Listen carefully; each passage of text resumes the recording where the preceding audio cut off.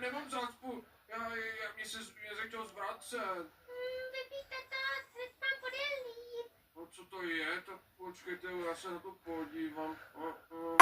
Divný, mě se potom chce kakat, fuj. Ach jo, to budu uklízet celý den. Fuj, to je nechutný, já si sednu radši dozadu, Oveska si běž to nejdál. Já taky jdu dozadu. To, ty jsi ten, co to vytvořil. Já za to nemůžu, tak ono mi dá nějaký let na zácpu nebo co, ono to šlo ven. Jako už ti není aspoň špatně, ne, to je hlavní, takže zbylých 13 hodin už budeš v pohodě.